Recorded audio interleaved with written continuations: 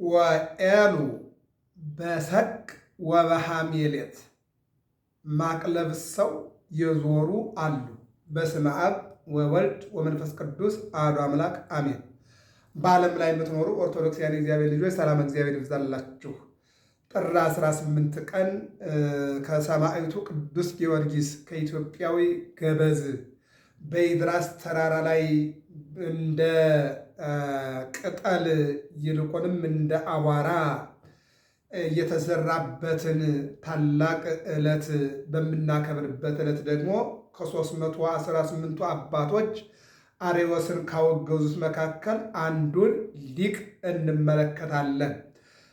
ቅዱስ ጳውሎስ እንዲህ ይላል፣ ወእለሂ ቀሰፍዎሙ ወተሳለቁ፣ በሃይማኖታቸው ምክንያት እየገረፏቸው የሳቁባቸው፣ ለሃይማኖታቸው ሲሉ ማቅ ለብሰው ሲዞሩ በልብሳቸው የሳቁባቸው፣ ለሃይማኖታቸው ሲሉ ሌጦ ለብሰው ዳባ ለብሰው ሲዞሩ የዘበቱባቸው የሳቁባቸው አሉ። ምራቃቸውን የተፉባቸው፣ በጅራፍ የገረፏቸው፣ በድንጋይ የወገሯቸው አሉ ይልና ወቦእለ በሞሰርት ወወገርዎሙ ወቀተልዎሙ በአፈ መጥባይት በሰይፍ የቆረጧቸው አሉ። በመጋዝ የሰነጠቋቸው አሉ። ይልቁንም በእሳት ላይ የጣሏቸው አሉ። ወደ አንበሳ ጉድጓድ የተወረወሩ አሉ። ወደ ፈላ ውሃ በሃይማኖታቸው ምክንያት የተጣሉ አሉ ይልና ወቀተልዎሙ በአፈ መጥባይት፣ በመጋዝ የተሰነጠቁትንም ወደ እሳት የተወረወሩትንም በሰይፍ ገደሏቸው ይልና ወኤሉ በሰቅ ወበሐሜለት፣ እነሱ ግን ማቅ ለብሰው ዳባ ለብሰው ዞሩ። አማን መነኑ ሰማይ ጣዕማ ለዛ ዓለም ወካው ደግሞ በእንተ እግዚአብሔር።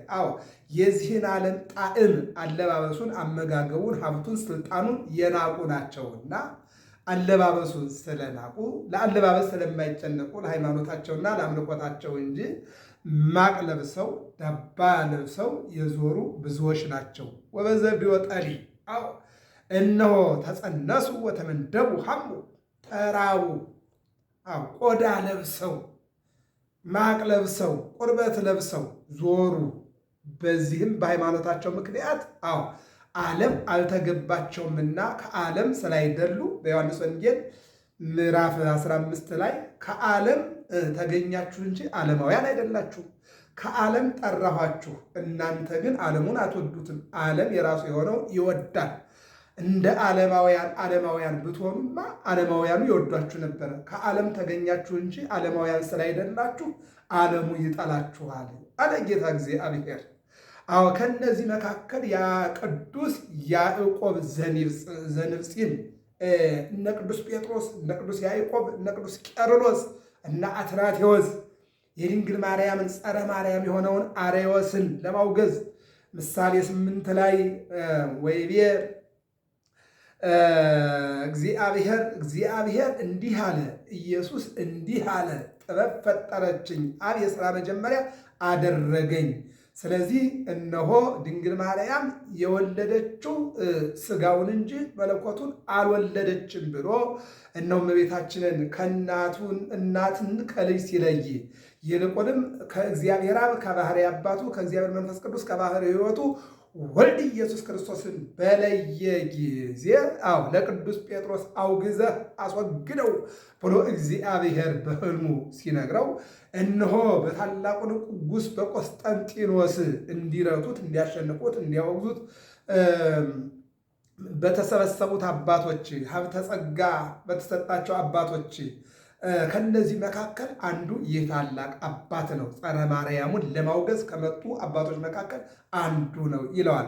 ቅዱስ ያዕቆብ ብሔረ ሙላዱ ሶርያ ሲሆን ከሕፃንነቱ ጀምሮ ልብሰ ምንኩስናን በመልበስ ይላል በቀንና በሌሊት የማቅ ልብስን ከሰውነቱ ሳያወልቅ ይጋደል ነበር። ለዚህ ነው ቅዱስ ጳውሎስ ምን አለ?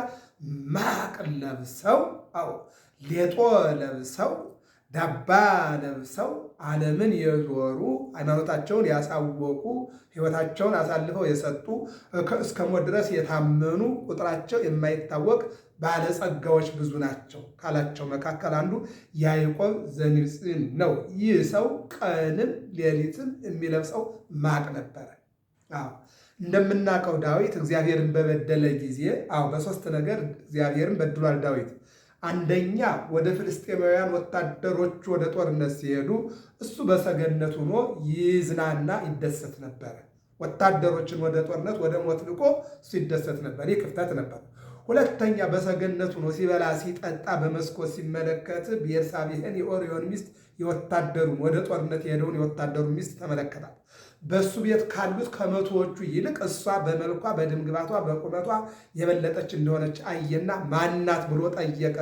የኦርዮ ሚስት ናት ብለው ሲነግሩት ወታደር እንዲህ አይነት ቆንጆ ሚስት አለችው አምጡልኛልና አስነወራት ይላል።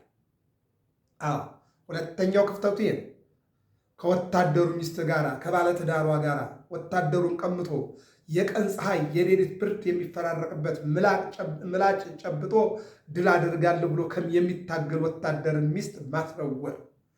ሌላው አረገዝኩኝ አለችው።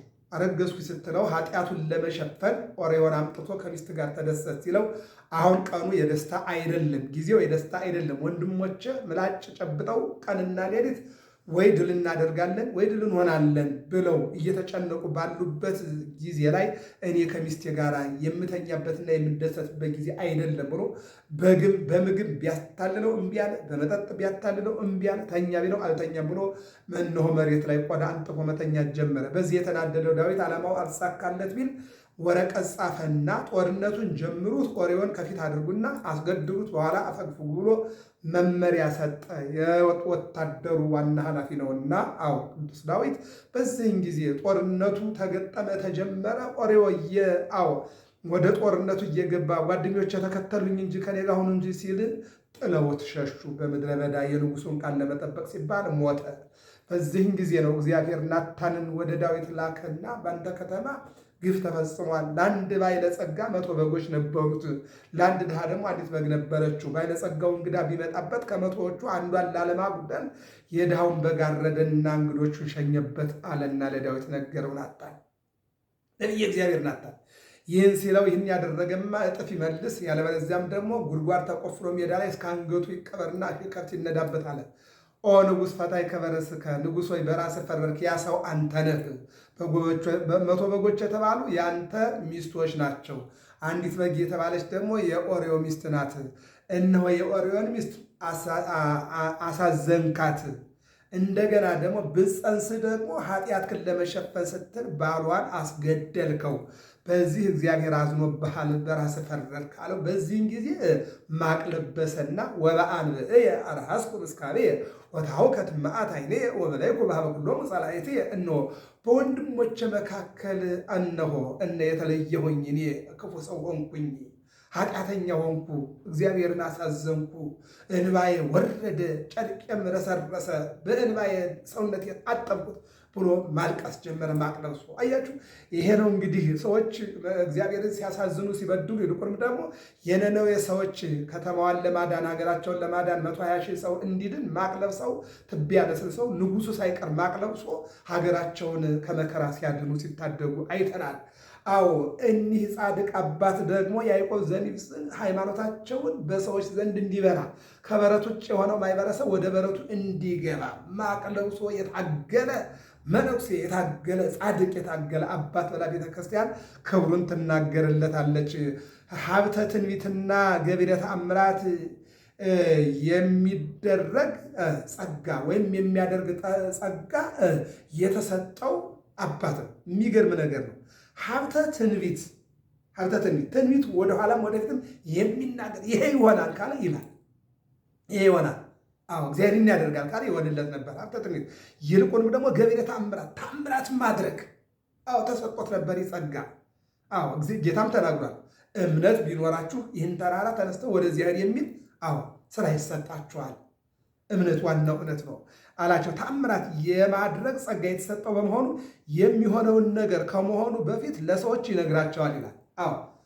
የሚሰደድ ከሆነ እንደሚሰደድ፣ የሚራብ ከሆነ መራቡን፣ የሚጠማ ከሆነ መጠማቱን፣ የሚታሰር ከሆነ መታሰሩ፣ የሚወድቅ ከሆነ መውደቁን፣ የሚነሳ ከሆነ ትንሣኤውን፣ ሀብታም የሚሆን ከሆነ ሀብታምነቱን፣ ድሃ የሚሆን ከሆነ ድሃነቱን፣ ከእግዚአብሔር ጋር የሚኖር ከሆነ ከእግዚአብሔር ጋር እንደሚኖር፣ ዓለም እንደምትማርከው ደግሞ ካየ ደግሞ ያንን ይናገር ነበረ። ተአምራት የሚገርም ትንቢት የሚናገር እንደገና ደግሞ በተአምራት ደረጃ ደግሞ ከዕለታት አንድ ቀን ይላል ሴቶች በውሃ ምንጭ አጠገብ ያለ ማፈር ልብሳቸውን አውልቀው ሲጫወቱና ሲሳለቁ በማየቱ የውሃውን ምንጭ በማድረግ የራሳቸው ፀጉር ነጭ ሽበት እንዲሆን አደረገው ይላል።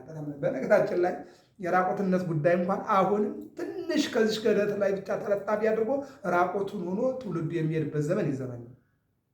የተቀዳደደ ልብስ ለብሰው በብዛት ደግሞ የደም ግባት የውበት መለኪያ ይመስል ራቁትነታቸውን የሚሄዱ ሴቶች የበዙበት ዘመን፣ የሚሄዱ ወንዶች የበዙበት ዘመን ይዘመን ነው። አዎ ሌላ ያዕቆብ በአሁን ሰዓት ላይ ቢገኝ በእውነት የማይደርቅ ውሃ ምን አለ? የማይደርቅ ሕይወት ምን አለ? የማይደርቅ ተአምር ምን አለ? ይህ ታላቅ ጻድቅን ራቁታቸውን ሆነው ባዷቸውን በውሃ ሲዘሉ ሲያያቸው ውሃውን አደረቀና ጥቁር ፀጉራቸው ነጭ እንዲሆንና ትንሽ ብቻ ነቁስ እንደ አሞራ ማለት ነው። አሞራውን ምንድን ነው ያደረገው? ኖህ ሂድ እስቲ እግዚአብሔር ከታረቀ ውሃው ከጎደለ ብሎ ሲልከው ሀብሃለው ገደላ ህየት ጋቦ አንስርት የሚበላ ስጋ ቢያገኝ እየበላ በዚያው ቀረ። የቁራ መላእክተኛ የሚባለው ለዚህ ነው። በዚህን ጊዜ ምን አለ ኖህ? ከግንባር ነጭ ነገር ትቅርና ሌላው ግን ጥቁር ሁን ብሎ እግዚአብሔርን ለምኖ በተአምራት ጥቁር አድርጎታል።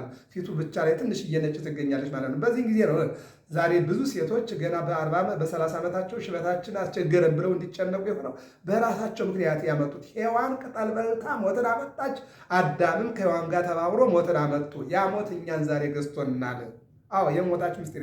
እንደገና ደግሞ ለሴቶች ደግሞ ራሳቸው በራቁትነታቸው እግዚአብሔርን አሳዝነው በፀጉራቸው ላይ ነጭ እንዲሆንና ጥቁር በላዩ ላይ እንዲቀመጥ ዛሬ በዚህ ምክንያት ብዙ ሰዎች ይጨነቃሉ። ጥቁሩን ነጭ ሲሆንባቸው ጥቁር ለማድረግ ቀለም ሲቀባቡና ምን ሲሉ የሚውሉ በጣም ብዙዎች ናቸው። የሚገርመው ነገር ማለት ነው። እና ይሄ ግን የመጣው በሰው ልጆች ስህተት የመጣ ነው ማለት ነው። ይህንን ይነግረናል ማለት ነው። ወዲያው ደንግጠው ቢጸጸቱ ከፀጉራቸው ምልክት ትቶ እንደነበረ አደረገላቸው። እነሱ ራቁታቸውን ሆነው እግዚአብሔር እንዳሳዘኑ ይህን ሲያደርግባቸው ደነገጡና በቃ ወደቁ፣ አዘኑ፣ አለቀሱ። በዚህ ጊዜ ትንሽ ምልክት ነጭ አደረገና ወደ ጥቁርነቱ መለሰላቸው። ለዚህ ነው ዛሬ ብዙ ጥቁር ነው። በተለያየ እንትን ላይ ግን ህብረ ላይ ነጭ ያለባቸው ሴቶች የሚታዩት ከዚህ የተነሳ እንደሆነ የቤተ ክርስቲያናችን መጽሐፍ ይናገራል። እንዲሁም በአንዲት ዕለት በጎዳና ሲያልፍ ያልሞተውን ሰው የሞተ አስመስለው መግነዣ ልብስ ወይም መገነዣ መግነዝም ይላል መገነዣ ይላል ልብስ እንዲሰጣቸው ለመኑት። ውእቱሰ ረሰዮ ምውተ በጸሎቱ ያልሞተውን ሙቷል ብለው ልብስ ሰጠን የምንገንዝበት ብለው ይጠይቁታል እነሱ ማለት ነው። በዚህን ጊዜ ያዕቆብ ምን አደረገ? እንዳልሞተ ያውቃል። እሱ ጻድቅ ነው። አዎ እንዳልሞተ ያውቃል፣ እንዳለ ያውቃል። ግን እዚያው እንደሞተ እንዲሆን አደረገላቸው። ምንድን ነው የሚለው? እግዚአብሔር የተመኘውን አያሳጣህም። ሞት ከሆነ ትሞታለህ፣ ማበድ ከሆነ ታብዳለህ፣ መራብ ከሆነ ትራባለህ፣ መጠማት ከሆነ ትጠማለህ፣ መብላት ከሆነ ደግሞ የምትለምነው ደግሞ ምንድን ነው? እግዚአብሔር የምትበላው ይሰጣል፣ አያሳጣህም። ወኢያሕጥኦሙ እምዘፈቀዱ ለእስራኤላውያን ለ600 ሺህ እስራኤላውያን እግዚአብሔር የወደዱትን አላሳጣቸውም፣ የሚበሉት ሰጧቸዋል ማለት ነው። ይህን ይናገራል። እሱ ግን በጸሎቱ ሰውየውን ምውት አደረገው ይላል። ያልሞተውን ሞተ ብለው ሰዎች ሲያሾፉና መግነዝ ስጠን እያሉት ያሾፉበት ያልሞተውን ሰው በጸሎቱ እንዲሞት አደረገ። ጻድቃን እንዲህ ናቸው። የሞተው እንዲነሳ ያደርጋሉ፣ ያልሞተው ደግሞ እንዲሞት የማድረግ ጸጋ ተሰጥቷቸዋል። ሰዎችም ተጸጽተው ያድንላቸው ዘንድ ቢለምኑት ሕያው አድርጎታል፣ እንደገና ደግሞ እንዲነሳ አድርጎታል። ክብርና ምስጋና ለአምላካችን። እግዚአብሔር እንደዚህ ያደርጋል። በዚህ አይነት መልኩ ለምን ምን ያስደንቃል? ኤልሳን የሰደቡትን እኮ ወጣቶች እረኞች ድባት ወይም ጅቦችን አስነስቶ እንዳለ ጠቅላላ ከ30 ያላነሱ ወጣቶችን እኮ አስጨርሷቸዋል። ምንድነው ያደረገው ሙሴ በግብፅ 9 መቅሰፍት አይደል? 10ኛ ሞተ በኩር የመጀመሪያ ልጅ፣ መጨረሻ ላይ 11ኛው እንዳለ ንጉሱ ከነሰራዊቱ ከነፈረሱ ከነበቅሎ ከነመሳሪያው ኤርትራ ባህር ገብቶ እንዲቀር። ጻድቃን ቅዱሳን ይህን ማድረግ ይችላሉ። የሚገርመው ነገር ቢለምኑት ሕያው አድርጎታል። ከክፋቱም የተነሳ መርጠው የኒውሲን ኤጲስቆጶስ ምንድን ነው የሚለው? ይህ ሰውዬ ኤጲስቆጶስ እንደሆነም ምን እንደሆነም አያውቁም። ግን ከክፋታቸው የተነሳ ያደረጉትን ተጸጽተው እንደገና በሰላም እንዲኖሩና ወደ በረት እንዲገቡ አድርጓቸዋል። አሁን የመጨረሻው የትምህርቱ መጨረሻ ምንድን ነው? ያልሞተ ሰው ሞት አትበሉ፣ የሞተውን ሰው ደግሞ አለ አትበሉ። እውነትን እውነት ሐሰትን ሐሰት ብላችሁ ወደ በረቱ ገብታችሁ ከእግዚአብሔር ጋር ኑሩ ብሎ አስተምሮ መልሷቸዋል ነው የሚለን። ከዚህ በኋላ ከትሩፋቱ የተነሳ መርጠው የኒውሲን ኤጲስቆጶስ አድርገው ሾሙት ይላል። ትሩፋቱ፣ ታምራቱ፣ እውቀቱ ባለትንቢት መሆኑ ከዚህ የተነሳ የኒውሲን ኤጲስቆጶስ አድርገው ሾሙት ይላል። በጉባኤ ኒቅያም ተገኝቶ ንጉሥ ቆስጠንጢኖስ ወደ ጉባኤው በደረሰ ጊዜ አንድ ሙት አስነስቷል ይላል። በንጉሱ ፊት ሲደርስ በማን በቆስጠንጢኖስ ፊት። እኔ ይገርመኛል። ቶማስ አፍንጫው ተሟጧል፣ ጆሮ ተቆርጧል፣ ጣቶቹ የሉም፣ እግሩ የለም፣ አንገቱ አለ፣ ሰውነቱ አለ። ሲሄድ ቁስል አለ ሰውነቱ ላይ። ቅዱሱ ወይም ደግሞ ቆስጠንጢኖስ ንጉሥ ምንድን ያደረገው? ሂዶ ቁስሉን ነው የሳመለት። እግዚአብሔር የመረጣቸው እንደዚህ አይነት አባቶች ናቸው። ቁስሉን ሳመ። እንደገና ደግሞ ይሄ ባለ ታሪክ ባለ ተአምር ደግሞ ያዕቆብ ዘንጽን ሲሄድ ደግሞ ምን አደረገ? እሱ ሲሄድ ከንጉሱ ፊት ብቃቱን ለማሳየት የሞተውን አስነሳና አሳየው። ንጉሱ ተደሰተ። በቃ ይሄ እግዚአብሔር አባቶች የእግዚአብሔር ሰዎች እንዲህ ናቸው አለና አርዮስንም ከ318ቱ ሊቃውንት ጋር አውግዞ የቀናች ሃይማኖትን ሰርቷል ያዕቆብ። ይሄ ነው ባለ ተአምሩ ማለት ነው። እንዲሁም ንጉሠ ፋርስ መጥቶ ሀገረ ኒቅሲንን በወረራት ጊዜ በሰራዊቱ ላይ ጭጋግ አውርዶ ትንኞችም ፈረሶችንና ጎበዛቶችን እንዲነድፏቸው በማድረጉ ፈረሶች ማሰሪያ እየቆረጡ ፈረጠጡ ይላል። አዩ በግብፅ ምድር ላይ ፈርዖንን አንድ ጊዜ በአንበጣ መንጋ፣ አንድ ጊዜ በዝንብ መንጋ፣ አንድ ጊዜ በቅማል መንጋ፣ አንድ ጊዜ በትኋን መንጋ አስጨንቆ 600 እስራኤላውያን ይዞ የመጣ አምላክ እነዚህ የፋርስ ሰዎች ሀገራቸውን ንጽቢንም ይላታል። ዘንጽቢን ነው የሚላት ሀገሯን ንጽቢን ትባላለች። ይችን ሀገር ከፋርስ ባቢሎን ለመውረር ሲመጡ ምንድን ያደረገው? መጀመሪያ ሀገሯን ጭጋግ አደረገ። በታምራት እኮ ነው። ቀጠለና ትንኞች እንዲነሱ አደረገና ሰውንም ፈረሶችንም በቅሎችንም እንዲበሉ አደረገ። ሁሉም ማሰሪያቸውን እየበጠሱ ሩጫቸው። አዩ ጻድቃን እንደዚህ ያደርጋሉ። አዎ ኤልያስ ዝናብ አቁሞ እንደገና ወደ ንስሐ እንዲገቡ አድርጓቸዋል። ቅዱሳን ለራሳቸው አለ ለእግዚአብሔር ክብር ሲል ነው ማለት ነው።